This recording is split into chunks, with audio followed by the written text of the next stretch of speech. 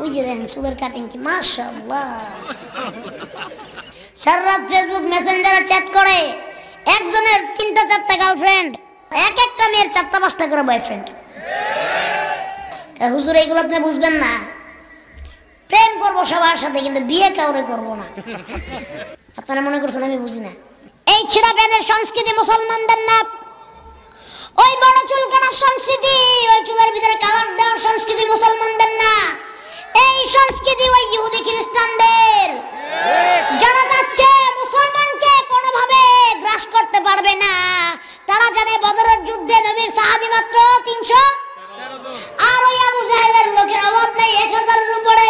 তাদের কাছে অস্ত্র শস্ত্র গোলা বারুদ, আমার নবীর সাহাবীদের কাছে শুধু খেজুর পাতার ডাল। ওই 313 জনের সাথে অত হাজার হাজার সৈন্যরা পারে নাই। ইহুদি খ্রিস্টানরা